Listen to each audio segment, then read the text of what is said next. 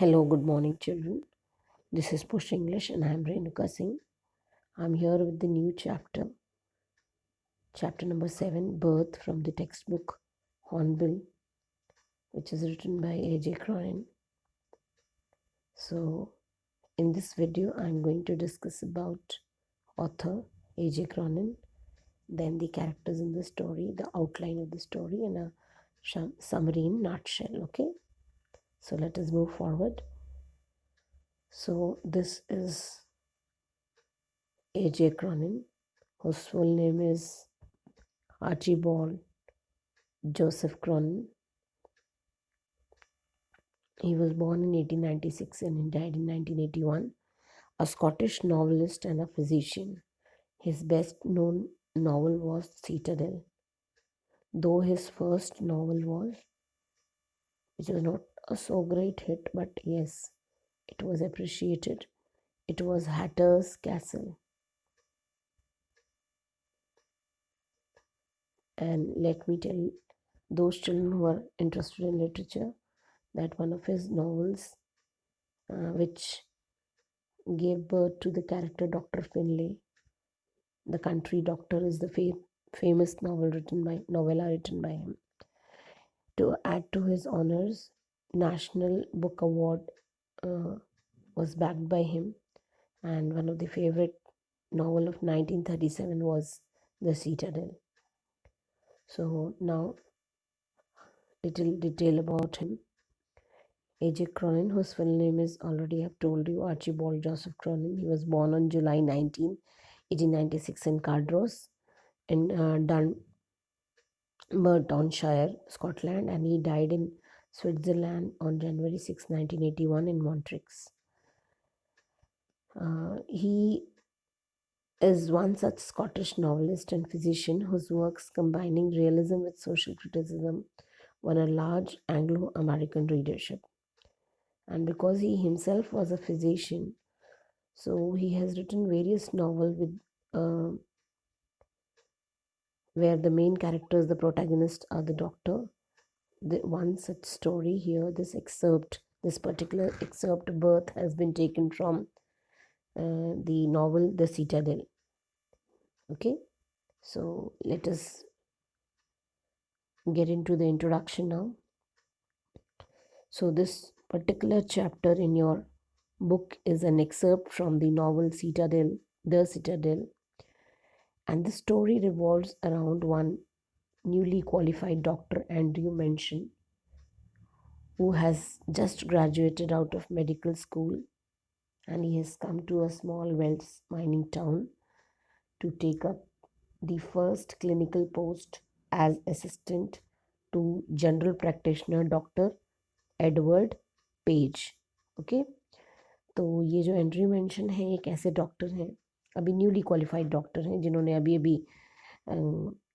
Medical school से graduate लिया है, ग्रेजुएशन की है, और वो अभी ये एक माइनिंग टाउन में आए हैं, माइनिंग विलेज में आए हैं, जहाँ उन्हें अपनी पहली क्लिनिकल पोस्ट उन्होंने ज्वाइन की है as an assistant to this general practitioner doctor Edward Page. ठीक है, तो इसके बाद से है कि जो ये मेडिकल प्रैक्टिशनर के असिस्टेंट हैं, ये किस तरीके से, स्टोरी बहुत ही इंटरेस्टिंग है, किस तरीके से जो और सुसैन, जो कि एक कपल है और पिछले 20 सालों से इनकी शादी हो चुकी है, they were not having baby and now they are expecting a child. So this man, he helps this child who was born lifeless. He brought back him to life despite having or going through a tough time with his girlfriend Christine. तो अपनी personal problem से ऊपर उठ करके इस doctor ने इस बच्चे को कैसे बचाया है, ये बहुत ही इंटरेस्टिंग स्टोरी है. अब आते हैं बच्चों आउटलाइन पर. This is the story outline, and it was nearly midnight, and Dr. Andrew Manson found Joe Morgan waiting for him when he reached home. तो ऑलमोस्ट आधी रात हो चुकी थी. डॉक्टर एंड्रयू मेंशन ने जो मॉर्गन को अपना इंतज़ार करते पाया.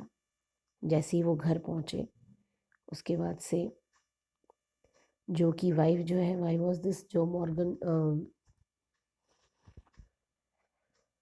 वेटिंग फॉर हिम, बिकॉज उनकी वाइफ जो है सुसैन मॉर्गन, वो she was expecting a child after 20 years of their marriage.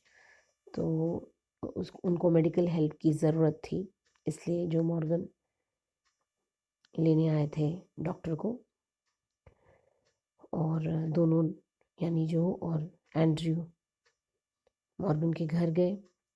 वहाँ पर मिसेस मॉर्गन की मदर और जो नर्स हैं यानी midwife,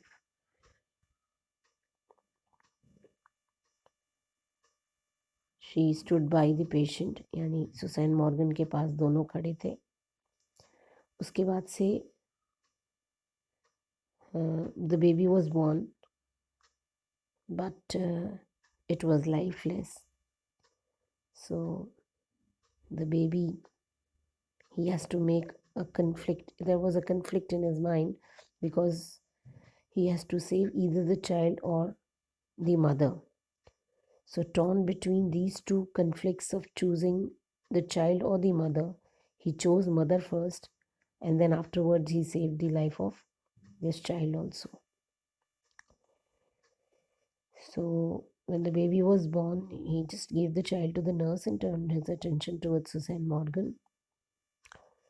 Susan was almost collapsed. She has almost collapsed and she was almost pulseless. Then he injected one medicine, hypodermal injection, और बहुत ही frantic efforts के बाद, बहुत मेहनत के बाद उस आखिरकार माँ को बचा लिया। मिसेस सुसन मॉर्गन को डॉक्टर एंड्रयू ने बचा लिया।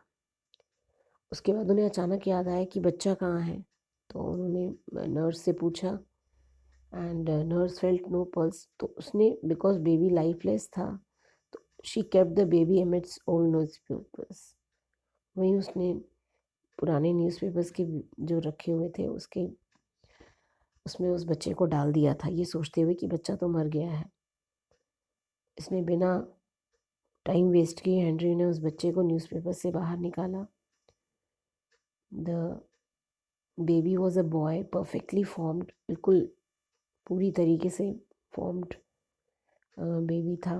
बॉडी बिल्कुल वाइट और हो चुकी थी, सॉफ्ट थी, जो ये प्रूव कर रही थी कि भाई the child has died because he was suffering from asphyxia.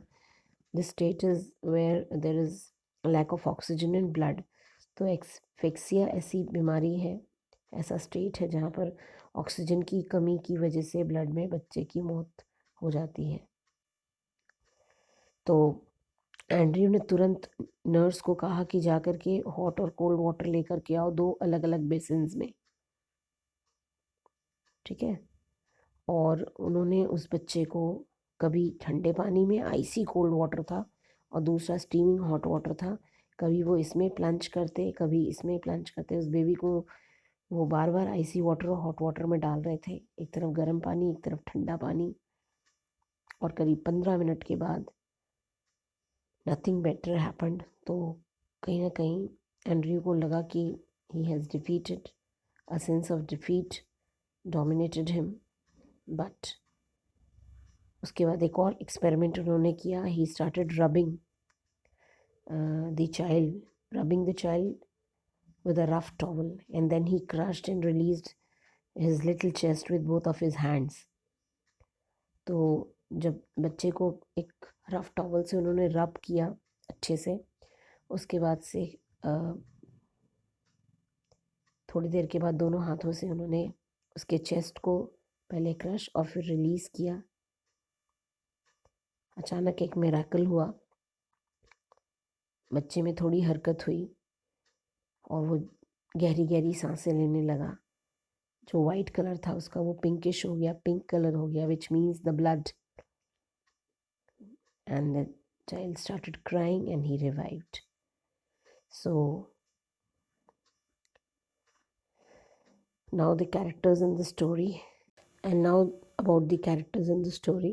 The main protagonist around whom the story revolves is Dr. Edward Mention.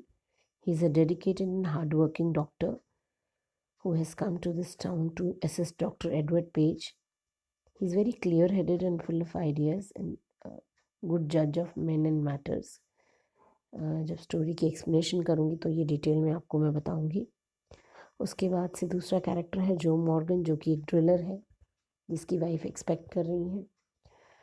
Susan Morgan जो कि वाइफ है, और ये कपल जो है पिछले 20 सालों से शादीशुदा है बट बच्चे नहीं थे इनके, now they are expecting the child.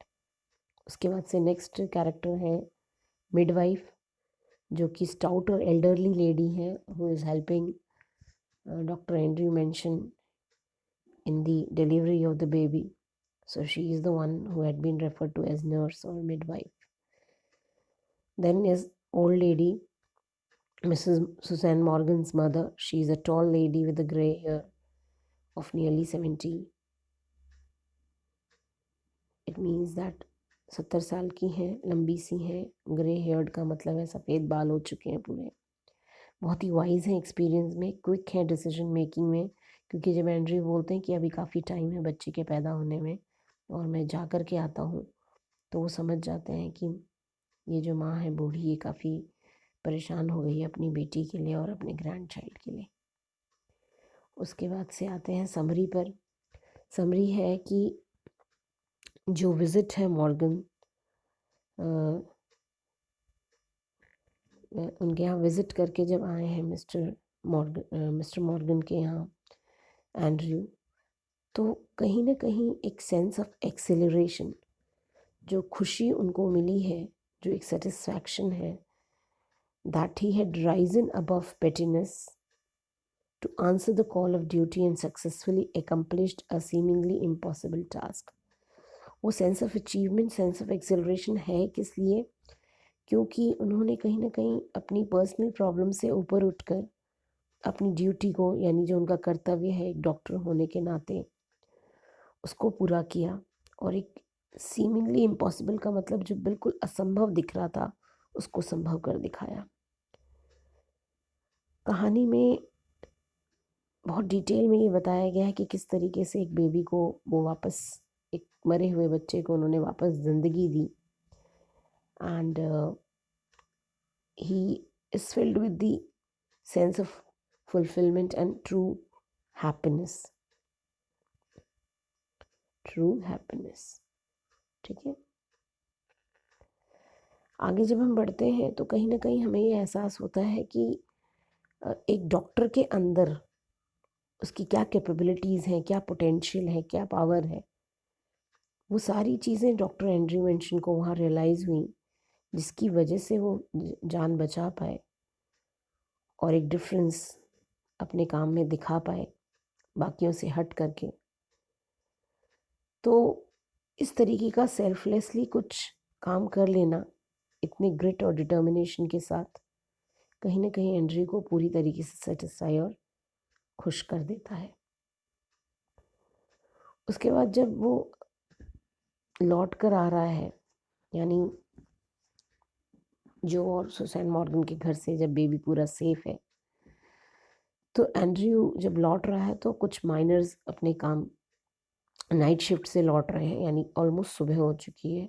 वो काफ़ी एग्जॉस्टेड है, थका हुआ है और बस यही सोच रहा है कि ओ गॉड, अल्टीमेटली मैंने कुछ ऐसा कर दिखाया, कुछ रियल कर दिखाया। तो एक सेटिस्फैक्शन जो उसके चेहरे पर नज़र आ रही है, दैट इज़ बियॉन्ड इमेजिनेशन।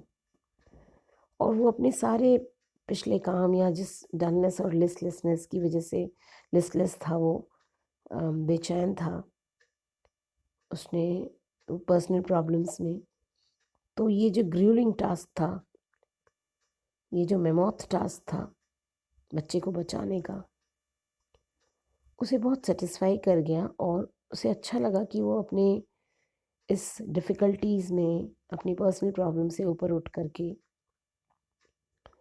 जो उसने बच्चे की जान बचाई है, तो उसका जीवन सार्थक हो गया।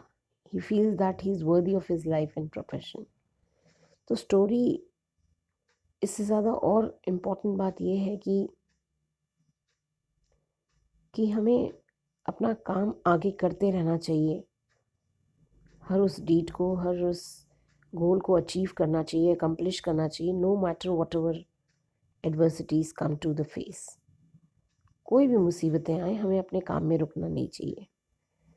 So it is only we do this, when we do this, we are blessed with the realization of the significance of the power that has been given to us. तो जब हम अपना काम करते रहते हैं, लगन से आगे बढ़ते रहते हैं, तभी हमें रियलाइज़ होता है कि हमारे अंदर क्या पावर है. तो यहाँ पर जैसे एक डॉक्टर की कैपेबिलिटी है जान बचाने की, और अगर वो अपने पर्सनल व्यूज़ को अपने ऊपर हावी नहीं होने देता है, तो वो एक डॉक्टर का सही मायनों में कर्तव्य निभाता है. तो यहाँ ऐसा ही है, एक जान कैसे बचती है. तो लास्ट में बस इतना ही कहूँगी कि हर birth, each and every birth is significant because each and every human being is special and different.